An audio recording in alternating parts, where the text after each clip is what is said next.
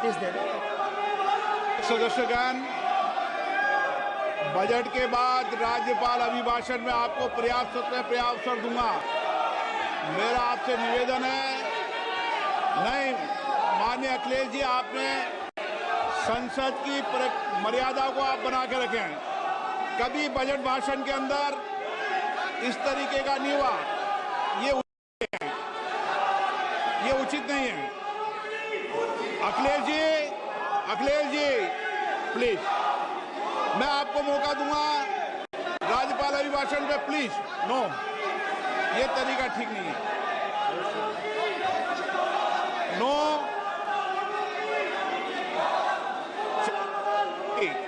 राज्यपाल अभिभाषण पर चर्चा होगी। नो तरीका। Honorable Speaker, I present the budget for 25-26. This budget continues our government's efforts to A. Accelerate growth, B. Secure inclusive development, C. Invigorate private sector investments, D. Uplift household sentiments, and E. Enhance spending power of India's rising middle class. Together, we embark on a journey to unlock our nation's tremendous potential for greater prosperity and global positioning under the leadership of Honorable Prime Minister Shri Narendra Modi. As we complete the first quarter of the 21st century, continuing geopolitical headwinds suggest lower global economic growth over the medium term. However, our aspiration for a Vikasit Bharat inspires us, and the track work we have done during our government's first 2 terms guides us to march forward resolutely. Our economy is the fastest growing among all major economies. Our development track record for the past 10 years and structural reforms have drawn global attention. Confidence in India's capability and potential has only grown in this period. We see the next 5 years as a unique opportunity to realize Sabka Vikas, stimulating balanced growth of all regions. The great Telugu poet and playwright Gurujada Apparao had said, "Deshamante matti kadoy, deshamante manushulo," meaning a country is not just its soil, a country is its people. In line with this, for us, Vikasit Bharat encompasses zero poverty, 100% quality good school education, access to quality, affordable and comprehensive healthcare, 100% skilled labor with meaningful employment, 70% women in economic activities, and farmers making our country the food basket of the world. In this budget, the proposed development measures span 10 broad areas, focusing on Garib, youth, Annadata, and Nari, spurring agricultural growth and productivity, building rural prosperity and resilience, taking everyone together on an inclusive growth path, boosting manufacturing and furthering making in India, supporting MSMEs, enabling employment-led development, investing in people, economy, and innovation, securing energy supplies, promoting exports, and nurturing innovation. For this journey of development, our 4 powerful engines are agriculture, MSME, investments, and exports. The fuel, our reforms, our guiding spirit, inclusivity, and the destination, Vikasit Bharat. This budget aims to initiate transformative reforms across 6 domains. During the first 5 years, these will augment our growth potential and global competitiveness. The domains are taxation, power sector, urban development, mining, financial sector, and regulatory reforms. Agriculture as the first engine. Now I move to specific proposals, beginning with agriculture as the first engine.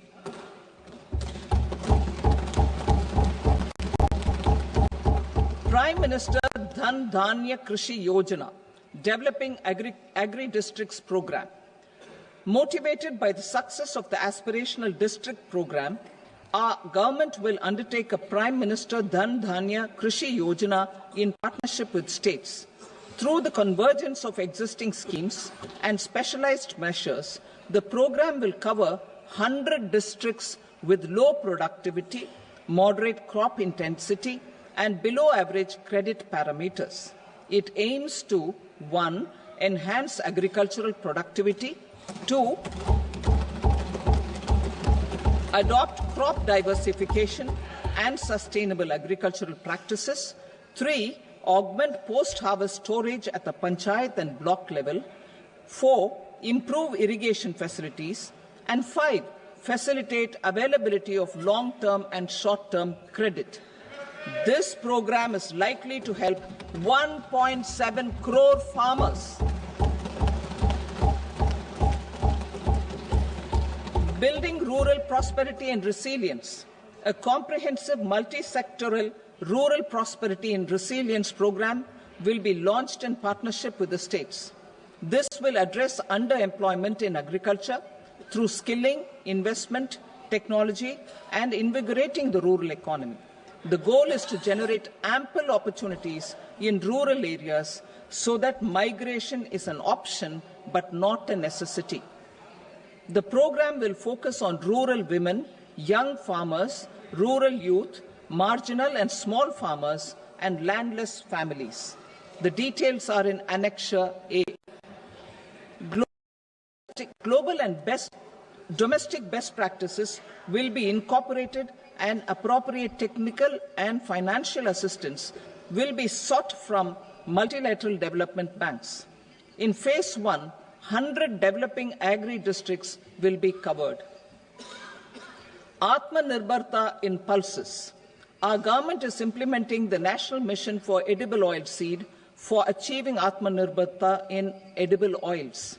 Our farmers have the capability to grow enough for our needs and more. 10 years ago, we made concerted efforts and succeeded in achieving near self-sufficiency in pulses.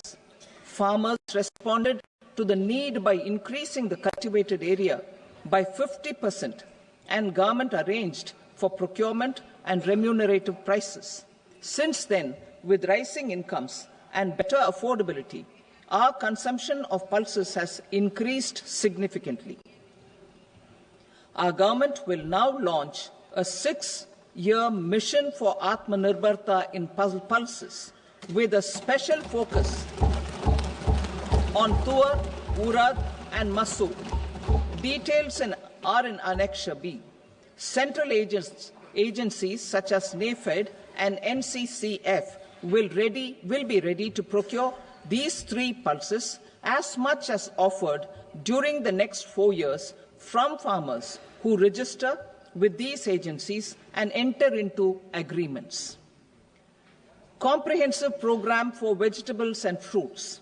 It is encouraging that our people are increasingly becoming aware of their nutritional needs. It is a sign of a society becoming healthier.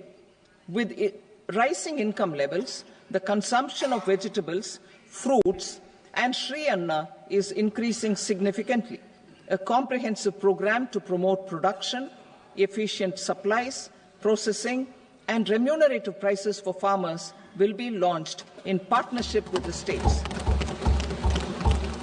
Appropriate institutional mechanisms for implementation and participation of farmer producer organizations and cooperatives will be set up. Makhana Board in Bihar. For this, there is a special opportunity for the people of Bihar. A Makhana Board will be established in the state to improve production, processing, value addition, and marketing of Makhana. The people engaged in these activities will be organized into FPOs. The board will provide hand-holding and training support to Makhana farmers, and will also work to ensure they receive the benefits of all relevant government schemes. A national mission on high-yielding seeds will be launched, aimed at 1. Strengthening research ecosystem, 2. Targeted development and propagation of seeds with high yield, pest resistance, and climate resilience, and 3. Commercial availability of more than 100 seed varieties released since July 2024. India ranks second largest globally in fish production and aquaculture. Seafood exports are valued at 60,000 crore rupees. To unlock the untapped potential of the marine sector, our government will bring in an enabling framework for sustainable harnessing of fisheries from Indian exclusive economic zone and high seas, with a special focus on the Andaman, Nicobar and Lakshadweep Islands. For the benefit of lakhs of cotton growing farmers, I am pleased to announce a mission for cotton productivity. This 5-year mission will facilitate significant improvements in sustainability of cotton farming and promote extra long staple cotton varieties. The best of science and technology support will be provided to farmers. Aligned with our integrated 5F vision for the textile sector, this will help in increasing incomes of the farmers and ensure a steady supply of quality cotton for rejuvenating India's traditional textile sector. Kisan cards facilitate short-term loans for 7.7 crores fishermen and dairy farmers. The loan limit modified interest subvention scheme will be enhanced from 3 lakh rupees to 5 lakh rupees for loans taken through the KCC. For Atmanirbharta in urea production, our government had reopened 3 dormant urea plants in the eastern region.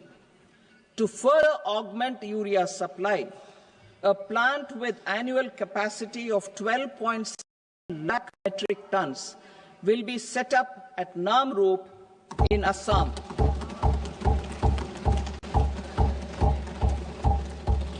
India Post, with 1.5 lakh rural post offices, complemented by the India Post Payment Bank and a vast network of 2.4 lakh Dak Sevaks, will be repositioned to act as a catalyst for the rural economy. Details are at Annexure C.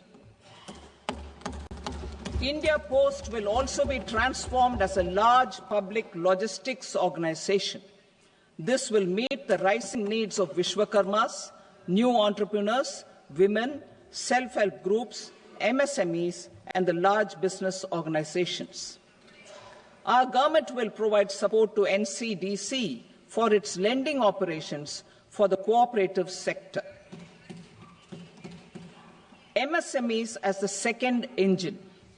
Now I move to MSMEs as the second engine, which encompasses manufacturing and services with a focus on MSMEs numbering 5.7 crores. Currently, over 1 crore registered MSMEs, employing 7.5 crore people and generating 36% of our manufacturing, have come together to position India as a global manufacturing hub. With their quality products, these MSMEs are responsible for 45% of our exports.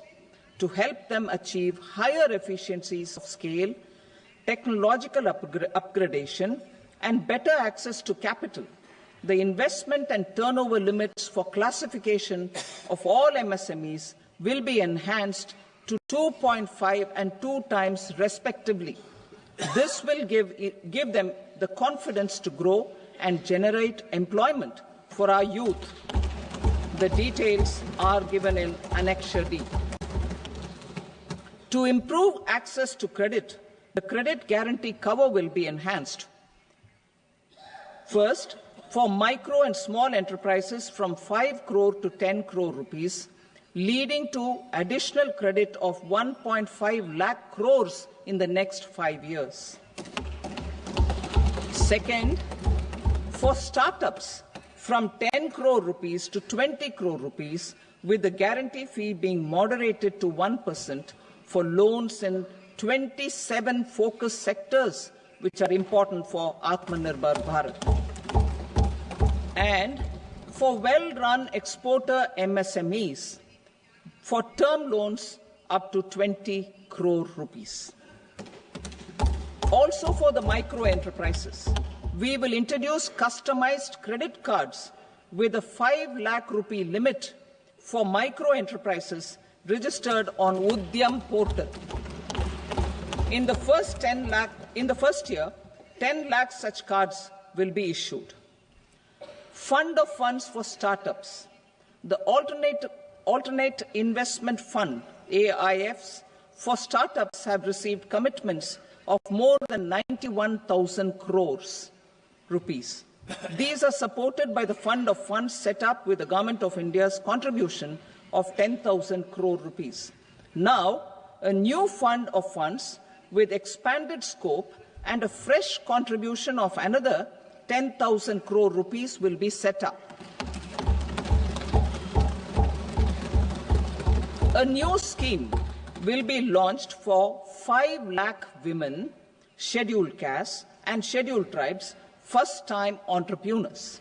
This will provide term loans up to 2 crore rupees during the next 5 years. The scheme will incorporate lessons from the successful Stand Up India scheme.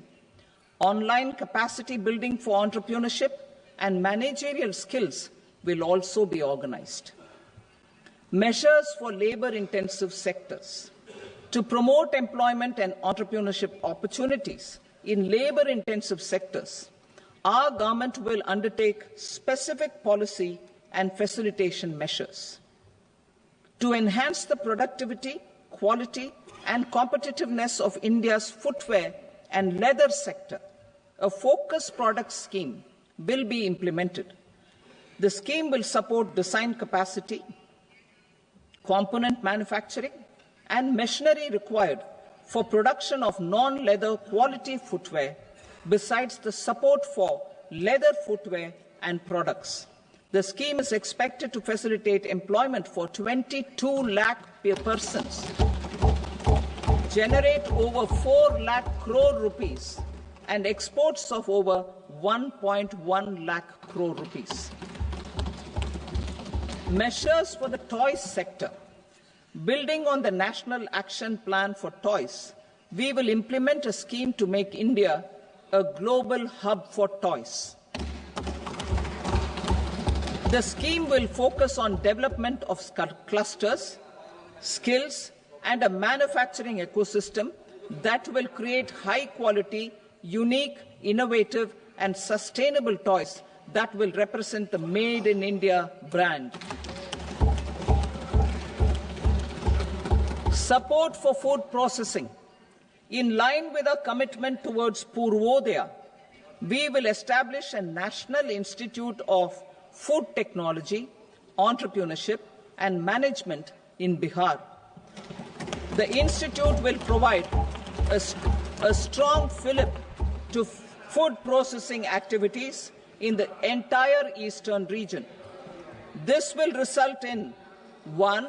Enhanced income for the farmers through value addition to their produce, and 2. Skilling entrepreneurship and employment opportunities for the youth. Manufacturing mission, furthering Make in India. Our government will set up a national manufacturing mission covering small, medium, and large industries for furthering Make in India by providing policy support, execution roadmaps, governance, and monitoring framework for central ministries and states. Details are in Annexure E. Given our commitment to climate-friendly development, the mission will also support clean tech manufacturing. This will aim to improve domestic value addition and build our ecosystem for solar PV cells, EV batteries, motors and controllers, electrolyzers, wind turbines, very high voltage transmission equipment and grid-scale batteries. Investment as the third engine. Now I move to investment as the third engine, which encompasses investing in people, investing in the economy, and investing in innovation. Investing in people. Saksham Anganwadi and Poshan 2.0.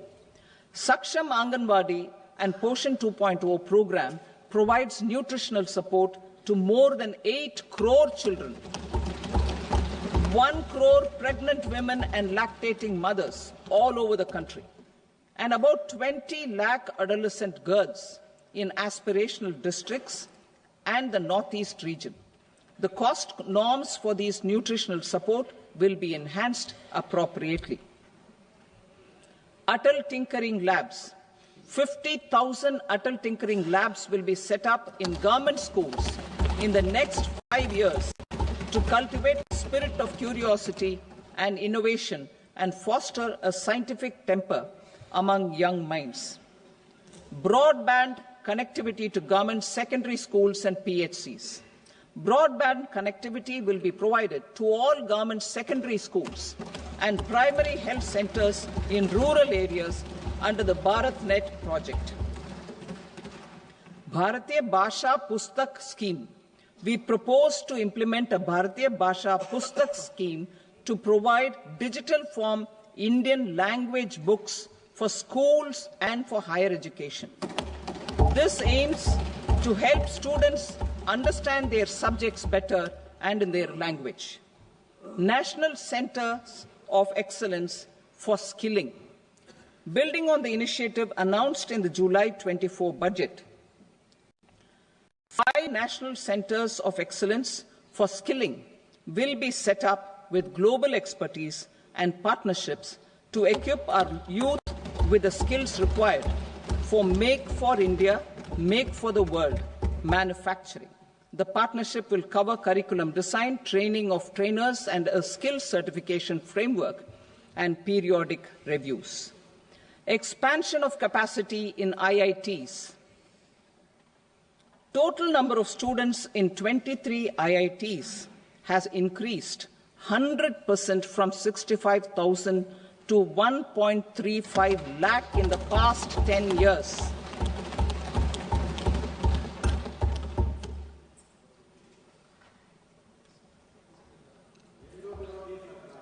Additional infrastructure will be created in the 5 IITs started after 2014 to facilitate education for 6,500 more students.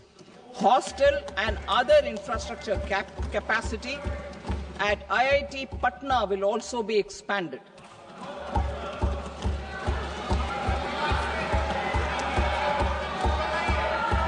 Center of Excellence.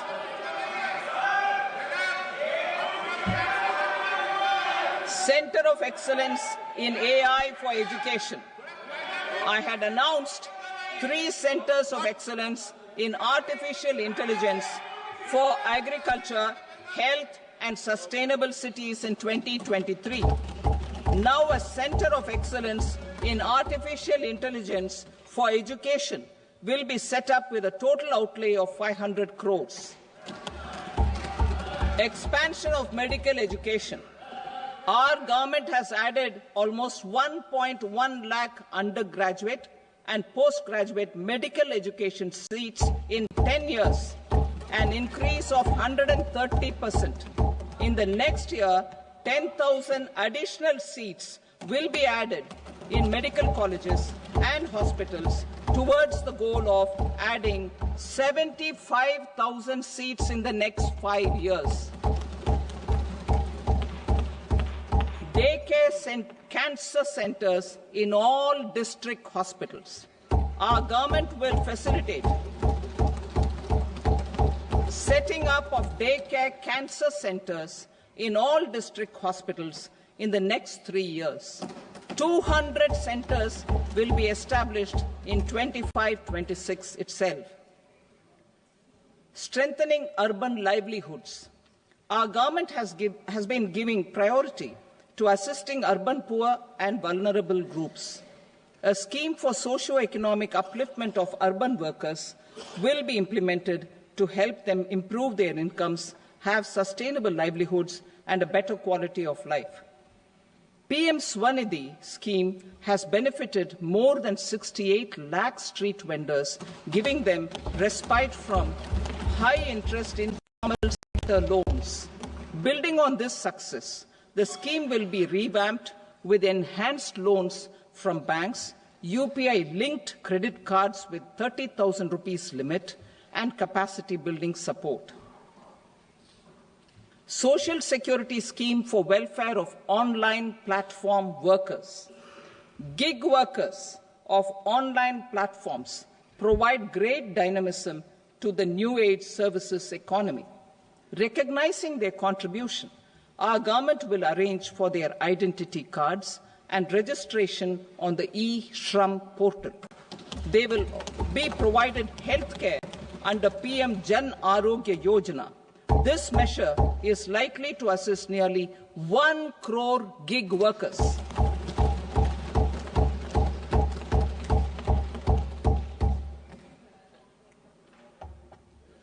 Investing in the economy. Public-private partnership in infrastructure. Each infrastructure-related ministry will come up with a 3-year pipeline of projects that can be implemented in PPP mode. States will also be encouraged to do so and can seek support from the India Infrastructure Project Development Fund, which is a scheme to prepare PPP proposals. Support to states for infrastructure. An outlay of 1.5 lakh crore is proposed for the 50-year interest-free loans to states for capital expenditure and incentives for reforms. Building on the success of the first asset monetization plan announced in 2021, the second plan for 2025 to 30 will be launched to plough back capital of 10 lakh crore in new projects. Regulatory and fiscal measures will be fine-tuned to support the plan. Jal Jeevan Mission. Since 2019, 15 crore households representing 80% of India's rural population have been provided access to portable tap water connections. To achieve 100% coverage, I am pleased to announce the extension of this mission until 2028 with an enhanced total outlay. The mission's focus will be on the quality of infrastructure and O&M of rural piped water supply schemes through Jan Bhagidari. A separate MOU or separate MOUs will be signed with the states and union territories to ensure sustainability and citizen-centric water services delivery. Urban sector reforms. Building on the July budget proposals, urban sector reforms related to governance, municipal services, urban land and planning will be incentivized. Urban Challenge Fund. The government will set up an Urban Challenge Fund of 1 lakh crore rupees to implement the proposals for cities, growth hubs, creative redevelopment of cities, and for water and sanitation purposes announced in the July budget. This fund will finance up to 25% of the cost of bankable projects, with a stipulation that at least 50% of the cost is funded from bonds, bank loans, and PPPs. An allocation of 10,000 crore is proposed in 2025-26. Power sector reforms. We will incentivize electricity distribution reforms and augmentation of interest capacity by states. This will improve financial health and capacity of electricity companies. Additional borrowing of 0.5% of GSDP will be allowed to states contingent on these reforms. Nuclear energy mission for Vikasit Bharat. Development of at least 100 gigawatt of nuclear energy by 2047 is essential for our energy transition efforts. For an active partnership with the private sector towards this goal, amendments to the Atomic Energy Act and the Civil Liability for Nuclear Damage Act will be taken up. A nuclear energy mission for research and development of small modular reactors with an outlay of 20,000 crore will be set up. At least 5 indigenously developed small modular reactors will be operationalized by 2033. Shipbuilding. The shipbuilding financial assistance policy will be revamped to address cost disadvantages. This will also include credit notes for shipbuilding in Indian yards to promote the circular economy. Large ships above a specified size will be included in the infrastructure harmonized master list. Shipbuilding clusters will be facilitated to increase the range, categories, and capacity of ships.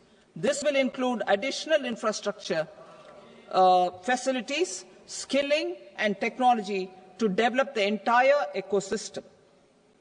Maritime Development Fund.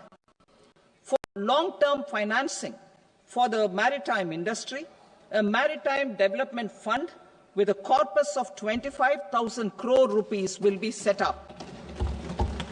This will be for distributed support and promoting competition. This will have up to 49% contribution by the government, and the balance will be mobilized from ports and from private sector. UDAN regional connectivity schemes. UDAN has enabled 1.5 crore middle-class people to meet their aspirations for speedier travel. The scheme has connected 88 airports, and operationalized 619 routes. Inspired by that success, a modified UDAN scheme will be launched to enhance regional connectivity to 120 new destinations and carry 4 crore passengers in the next 10 years. 4 crore additional passengers in the next 10 years. The scheme will also support helipads and smaller airports in hilly, aspirational, and northeast regional districts. Greenfield airports will be facilitated in Bihar to meet the future needs of the state. These will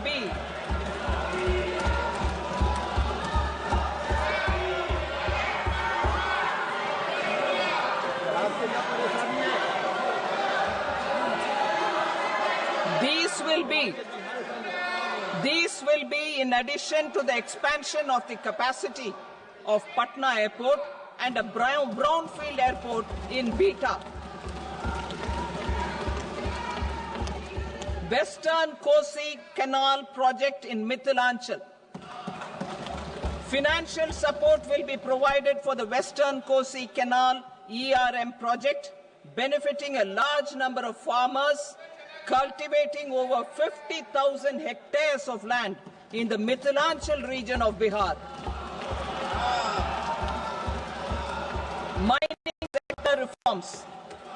Mining sector reforms, including those for minor minerals, will be encouraged through sharing of best practices and institutions of a state mining index. A policy for recovery of critical minerals from tailings will be brought out. Under the special window for affordable and mid-income housing, SWAMI, 50,000 dwelling units in stressed housing projects have been completed and keys handed over to home buyers. Another 40,000 units will be completed in 2025, further helping middle-class families who were paying EMIs on loans taken for apartments while also paying rent for their current dwellings. Building on this success, Swami Fund 2 will be established as a blended finance facility with contribution from the government, banks and private investors. This fund of 15,000 crore rupees will aim for expeditious completion of another 1 lakh units. PM Gati Shakti data for private sector. For furthering PPPs and assisting the private sector in project planning, access to relevant data and maps from the PM Gati Shakti portal will be provided. Tourism for employment-led growth. Top 50 tourist destination sites in the country will be developed in partnership with states through a challenge mode. Land for building key infrastructure will have to be provided by the states. Hotels in these destinations will be included in the infrastructure harmonized list. The following measures will be for facilitating employment-led growth: organizing intensive skill development programs for our youth, including in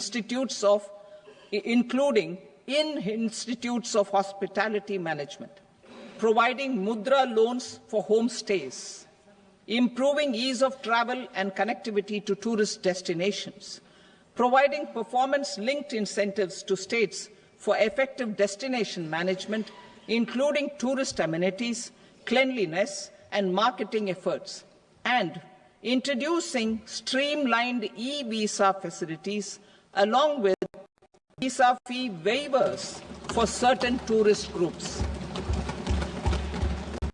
Continuing with the emphasis on spiritual and religious significance, in the July budget, there will be a special focus on destinations related to the life and times of Lord Buddha. Medical tourism and heal in India. Medical tourism and heal in India will be promoted in partnership with the private sector, along with capacity building and easier visa norms. Investing in innovation. To implement private sector-driven research, development and innovation initiatives announced in the July budget, I am now allocating 20,000 crore rupees for this purpose. A deep tech fund of funds will also be explored to catalyze the next generation startups as a part of this initiative. In the next 5 years, under the PM Research Fellowship Scheme, we will provide 10,000 fellowships for technological research in IITs and IISc with enhanced financial support. The second gene bank with 10 lakh germplasm lines will be set up for future food and nutritional security. This will provide conservation support to both public and private sectors for genetic resources. We will start a national geospatial mission to develop foundational geospatial infrastructure and data. Using PM Gati Shakti, this mission will facilitate modernization of land records, urban planning, and design of infrastructure projects. A Gyan Bharatam mission for survey, documentation, and conservation of our manuscript heritage. Academic institutions, museums, libraries, and private collectors will be undertaken to cover more than 1 crore manuscripts. We will set up a national digital repository of Indian knowledge systems for knowledge sharing. Now I move to exports as the fourth engine. We will set up an export promotion mission with sectoral and ministerial targets driven jointly by the Ministries of Commerce, MSME and Finance.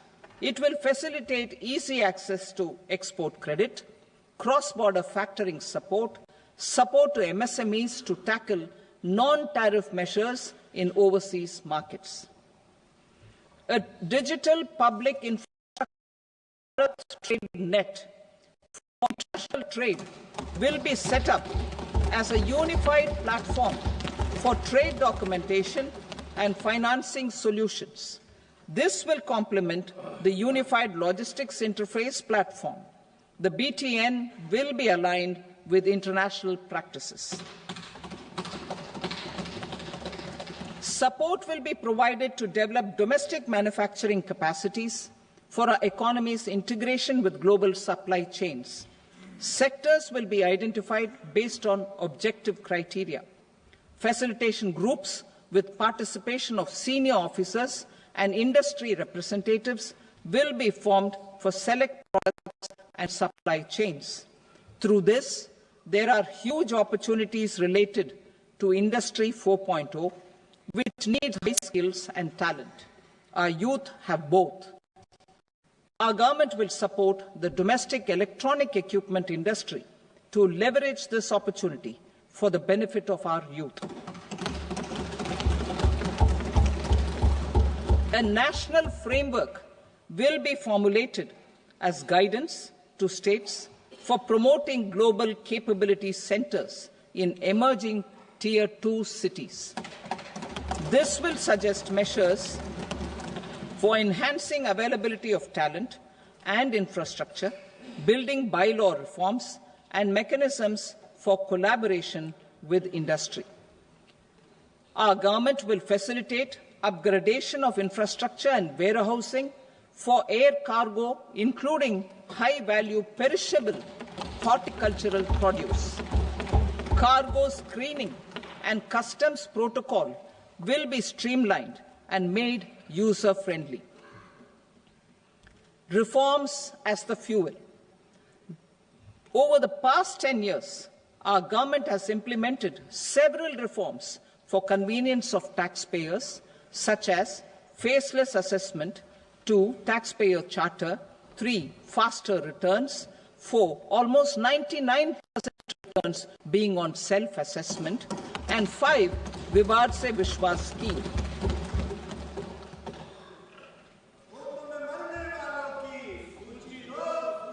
Continuing these efforts, I reaffirm the commitment of the Tax Department to trust first, scrutinize later. I also propose to introduce the new income tax bill next week. I will detail the indirect tax reforms and changes in direct taxes in Part B. Financial sector reforms. The FDI limit for the insurance sector will be raised from 74 to 100%. This enhanced limit will be available for those companies which invest the entire premium in India. The current guardrails and conditionalities associated with foreign investment will be reviewed and simplified. The services of India Post Payment Bank will be deepened and expanded in rural areas. NABFID will set up a partial credit enhancement facility for corporate bonds for infrastructure. Public sector banks will develop Grameen Credit Score framework to serve the credit needs of SHG members and people in rural areas. A forum for regulatory coordination and development of pension products will be set up. To implement the earlier announcement on simplifying the KYC processes, the revamped Central KYC Registry will be rolled out in 2025. We will also implement a streamlined system for periodic updating. Requirements and procedures for speedy approval of company mergers will be rationalized. The scope for fast-track mergers will also be widened and the process made simpler. As proposed in the interim budget, We signed bilateral investment treaties with 2 countries in 2024 to encourage sustained foreign investment, and in the spirit of First Develop India, the current model BIT will be revamped and made more investor-friendly. In the last 10 years, in several aspects, including financial and non-financial, our government has demonstrated a steadfast commitment to ease of doing business. We are determined to ensure that our regulations must keep up with technological innovations and global policy developments. A light-touch regulatory framework based on principles and trust will unleash productivity and employment. Through this framework, we will update regulations that were made under old laws. To develop this modern, flexible, people-friendly and trust-based regulatory framework appropriate for the 21st century, I propose 4 specific measures. A high-level committee for regulatory reforms will be set up for a review of all non-financial sector regulations, certifications, licenses, and permissions. The committee will be expected to make recommendations within a year. The objective is to strengthen trust-based economic governance and take transformational measures to enhance ease of doing business, especially in matters of inspection and compliances. States will be encouraged to join in this endeavour. An investment friendliness index of states will be launched in 2025 to further the spirit of competitive, cooperative federalism. Under the Financial Stability and Development Council, a mechanism will be set up to evaluate impact of the current financial regulations and subsidiary instructions. It will also formulate a framework to enhance their responsiveness and development of the financial sector. In the Jan Vishwas Act 2023, more than 180 legal provisions are decriminalized. Our government will now bring up the Jan Vishwas Bill 2.0 to decriminalize more than 100 provisions in various laws. I now move to fiscal policy. In the July budget, I had committed to staying the course for fiscal consolidation. Our endeavour will be to keep the fiscal deficit each year such that central government debt remains on a declining path as a percentage of the GDP. The roadmap for the next 6 years has been detailed in the FRBM statement. Revised estimates for 2024-25. The revised estimate of the total receipts other than borrowings is 31.47 lakh crore rupees, of which the net tax receipts are 25.57 lakh crore rupees. The revised estimate of the total expenditure is 47.16 lakh crore rupees, of which the capital expenditure is about 10.18 lakh crore rupees. The revised estimate of the fiscal deficit is 4.8% of the GDP. Budget estimates for 25-26. Coming to 25-26, the total receipts other than borrowings and total expenditure are estimated at 34.96 lakh crore rupees and 50.65 lakh crore rupees respectively.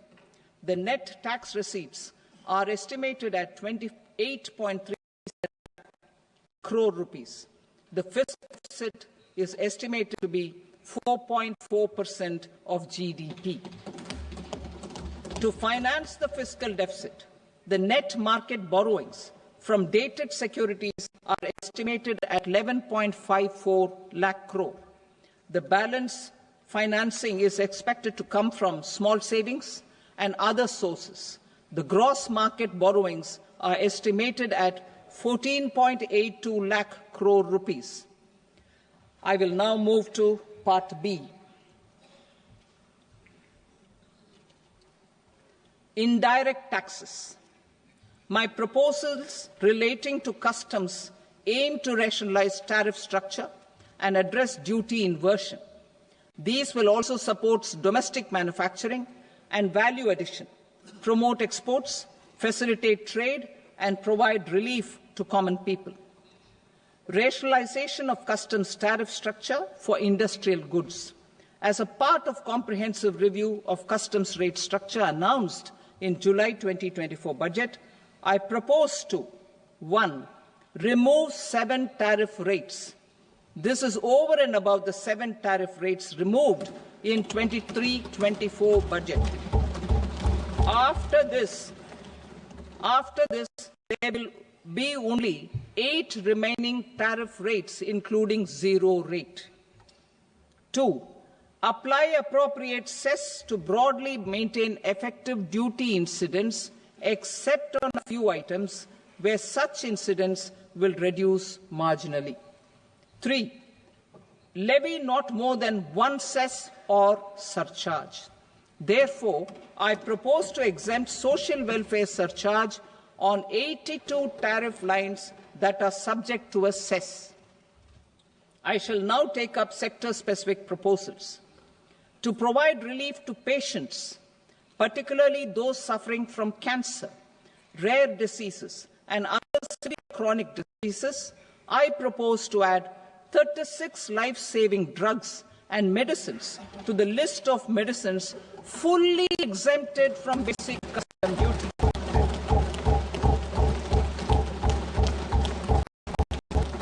I also propose to add 6 life-saving medicines to the list attracting concessional custom duty of 5%.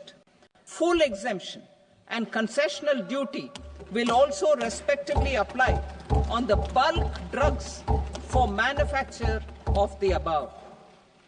Specified drugs and medicines under patient assistance programs run by the pharmaceutical companies are fully exempt from BCD, provided the medicines are supplied free of cost to the patients. I propose to add 37 more medicines along with 13 new patient assistance programs. Support to domestic manufacturing and value addition. Critical minerals. In the July 2024 budget, I had fully exempted BCD on 25 critical minerals that are not domestically available. I had also reduced BCD of 2 other such minerals to provide a major fillip to their processing, especially by MSMEs. Now, I propose to fully exempt cobalt powder and waste, the scrap of lithium-ion battery, lead, zinc, and 12 more critical minerals. This will help secure their availability for manufacturing in India and promote more jobs for our youth.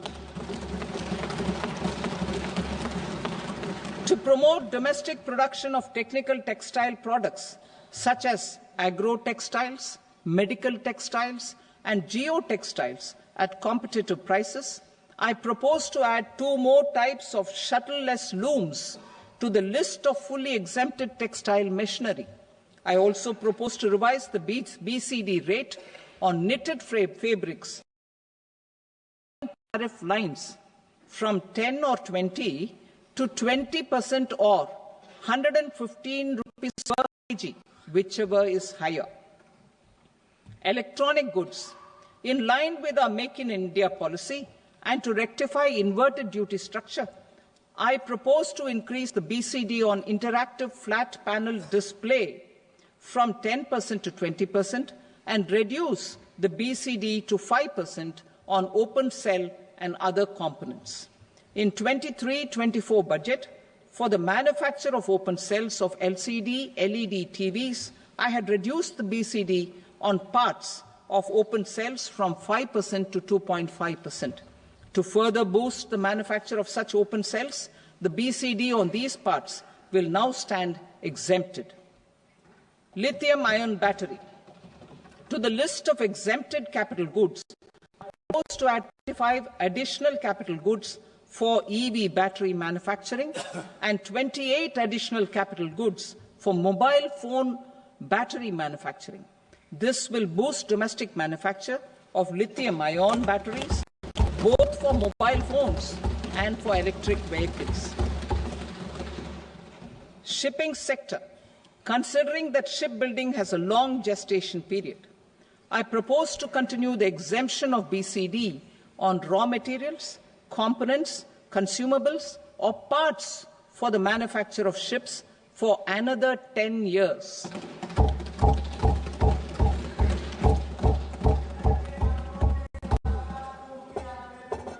I also propose the same dispensation for shipbreaking to make it more competitive. Telecommunication. To prevent classification disputes, I propose to reduce the BCD from 20% to 10% on carrier-grade Ethernet switches to make it at par with non-carrier-grade Ethernet switches. Export promotion.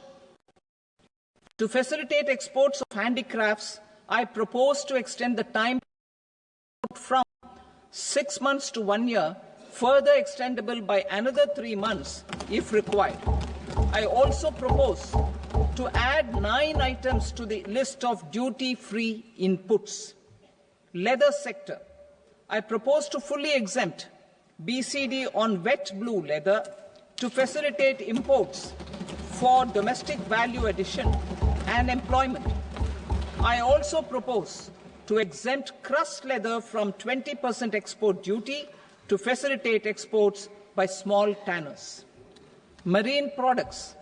To enhance India's competitiveness in the global seafood market, I propose to reduce BCD from 30% to 5% on frozen fish paste, surimi, for manufacture and export of its analog products. I also propose to reduce BCD from 15% to 5% on fish hydrolysates for manufacture of fish and shrimp feed. In July 2020 budget, to promote development of domestic MROs for aircraft and ships, I had extended the time limit for export of foreign origin goods that were imported for repairs from 6 months to 1 year and further extendable by 1 year. I now propose to extend the same dispensation for railway goods.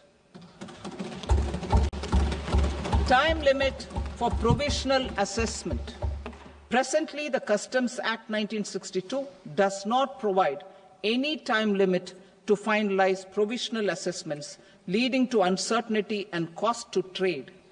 As a measure of promoting ease of doing business, I propose to fix 2 years, extendable by a year, for finalizing the provisional assessment. I propose to introduce a new provision that will enable importers or exporters, after clearance of goods, to voluntarily declare material facts with interest but without penalty. This will incentivize voluntary compliance. However, this will not apply in cases where department has already initiated audit or investigation proceedings.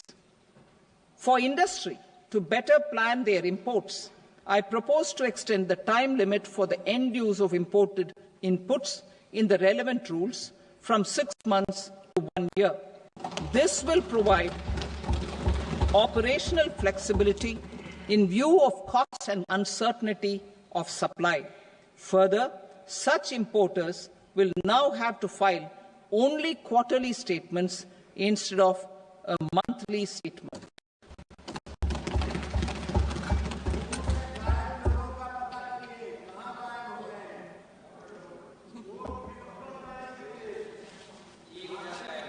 I now come to my direct tax proposals. In Part A, I have briefly underlined taxation reforms as one of key reforms to realize our vision of Vikasit Bharat. In respect of criminal law, our government had earlier ushered in Bharatiya Nyaya Sanhita, replacing Bharatiya Danda Sanhita.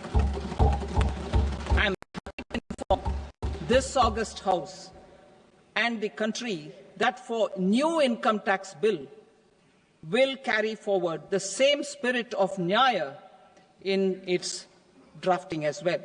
The new bill will be clear and direct in text, with close to half of the present law in terms of both chapters and words. It will be simple to understand for taxpayers and tax administrators, leading to tax certainty and reduced litigation. Reforms, however, are not a destination. They are means to achieve good governance for our people and economy. Providing good governance primarily involves being responsive. The Tirukural captures this in verse 542, which reads, "Vaanokki vaazhum ulagallam, mannavan kol nokki vaazhum kudi," meaning, just as the living beings live, citizens live expecting good governance. Our government is committed to keeping an ear and a finger on the pulse and responding while balancing our national building efforts.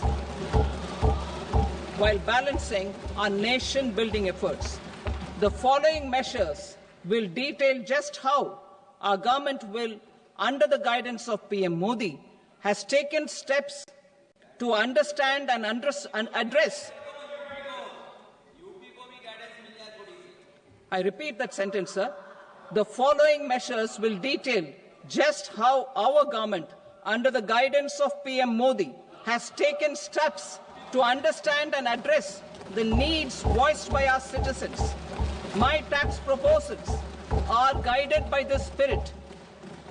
The objectives of my proposals are as follows: personal income tax reforms with special focus on middle class, rationalization of TDS and TCS for easing difficulties, encouraging voluntary compliance, reducing compliance burden, ease of doing business, employment and investment. I will come to my proposal on personal income tax towards the end. TDS and TCS, rationalization for easing difficulties. I propose to rationalize tax deduction at source, TDS, by reducing the number of rates and thresholds above which TDS is deducted. Further, threshold amounts for tax deduction will be increased for better clarity and uniformity. The limit for tax deduction on interest for senior citizens is being doubled from the present 50,000 rupees to 1 lakh rupees. Similarly, the annual limit of 2.40 lakh rupees for TDS on rent is being increased to 6 lakh rupees. This will reduce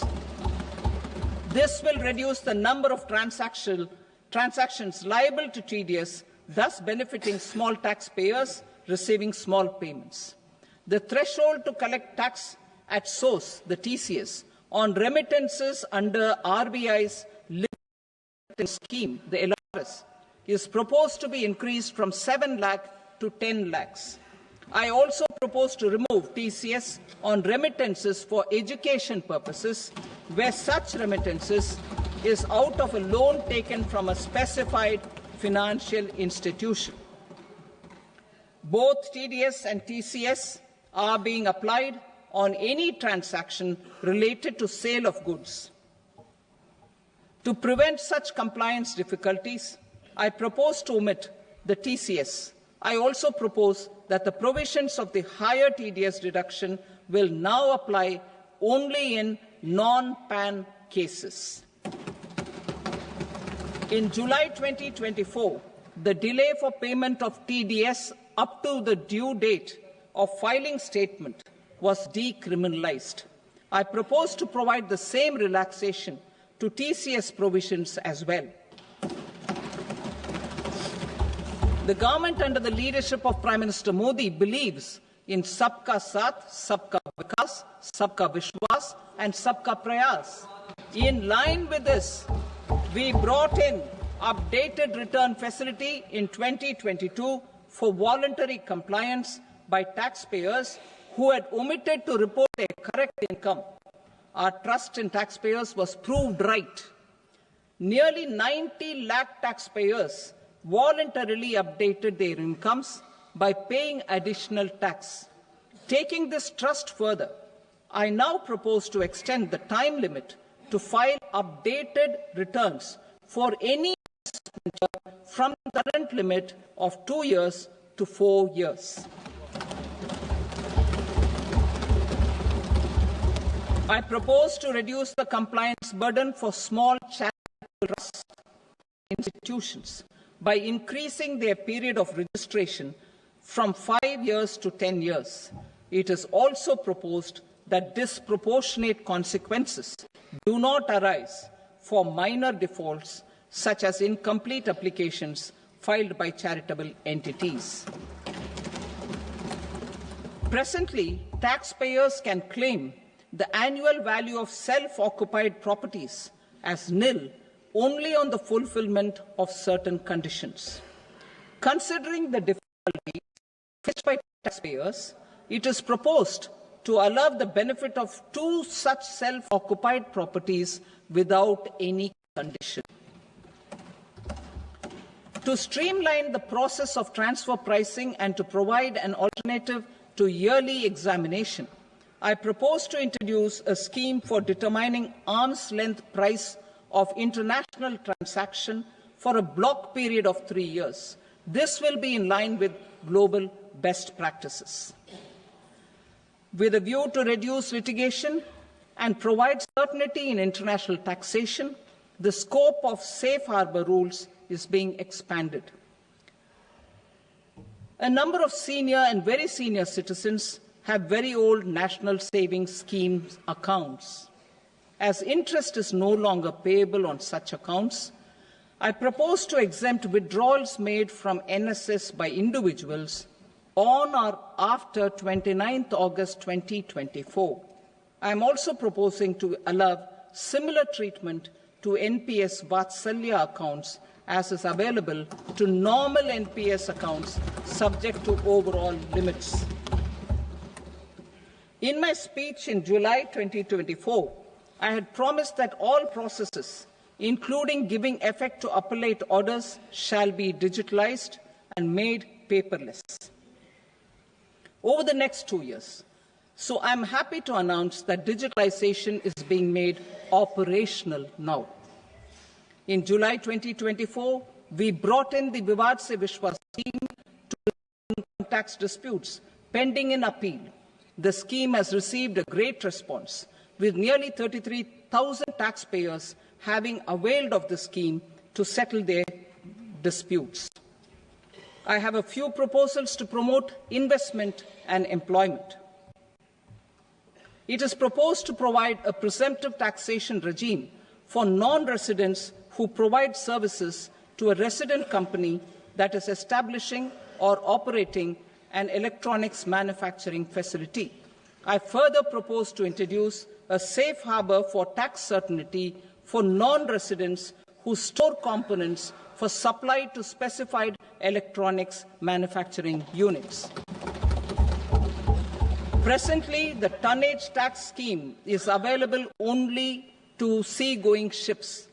The benefits of existing tonnage tax scheme are proposed to be extended to inland vessels registered under the Indian Vessels Act 2021 to promote inland water transport in the country. Extension for incorporation of startups. We continue to support the Indian startup ecosystem. I propose to extend the period of incorporation by 5 years to allow the benefit available to startups which are incorporated before 1/4/2030. In order to attract and promote additional activities, I am proposing specific benefits to ship leasing units, insurance offices, and treasury centers of global companies which are set up in IFSC. Further, to claim benefits, the cut-off date for commencement in IFSC has also been extended by 5 years to 31/3/2030.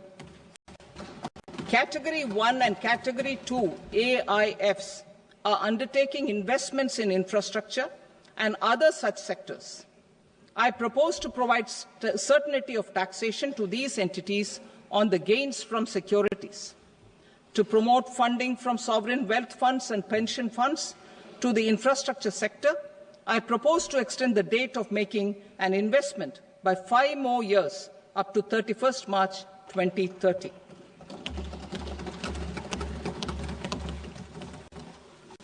Personal income tax reforms with special focus on middle class. Democracy, demography and demand are the key support pillars in our journey towards Vikasit Bharat. The middle class provides strength for India's growth.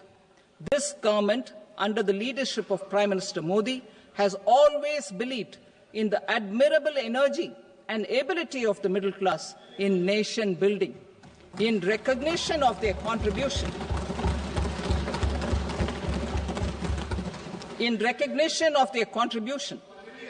we have periodically reduced their tax burden.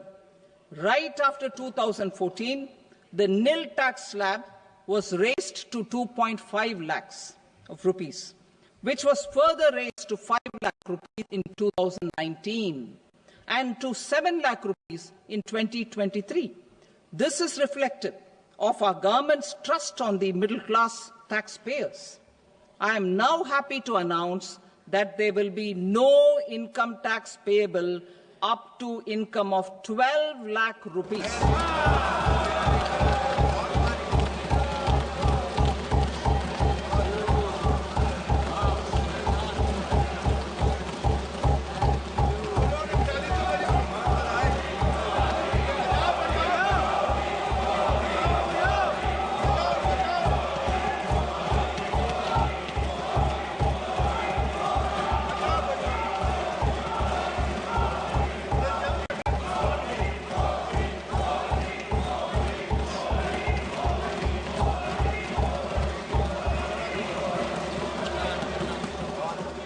So, average income of 1 lakh per month, other than the special rate income such as capital gains, under the new regime. This limit will be 12.75 lakh for salaried taxpayers due to the standard deduction of 75,000. Slabs and rates are being changed across the board to benefit all taxpayers. The new structure will substantially reduce the taxes of the middle class and leave more money in their hands, boosting household consumption, savings and investment. In the new tax regime, I propose to revise tax rate structures as follows: 0 to 4 lakh rupees nil, 4.8 lakh rupees to 4 to 8 lakh rupees 5%, 8 to 12 lakh rupees 10%, 12 to 16 lakh rupees 15%, 16 to 20 lakh rupees 20%, 20 to 24 lakh rupees 25%, and above 24 lakh rupees 30%. To taxpayers up to 12 lakh of normal income, other than special rate income such as capital gains. I read that again. To 12 lakh of income, other than special rate income such as capital gains, tax rebate is being provided in addition to the benefit due to slab rate reduction in such a manner that there is no tax payable by them. The total tax benefit of slab rate changes and rebate at different income levels can be illustrated with a few examples. A taxpayer in the new regime with an income of 12 lakh rupees will get a benefit of 80,000 rupees in tax, which is 100% of tax payable as per the existing rates. A person having income of 18 lakh rupees will get a benefit of 70,000 rupees in tax, that is 30% of tax payable as per existing rates.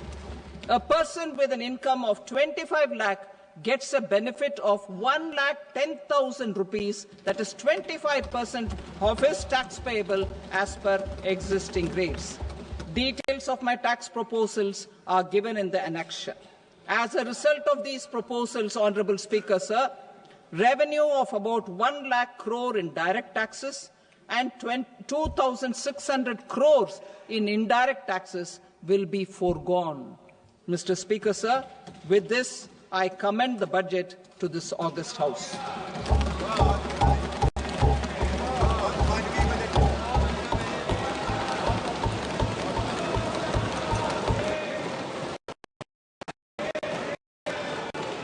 Item number 2, Srimati Nirmala Sitharaman. Sir, with your permission, I rise to lay on the table the following statements under Section 3(1) of the Fiscal Responsibility and Budget Management Act 2003. Medium-term fiscal policy cum fiscal policy strategy statement and macroeconomic framework statement.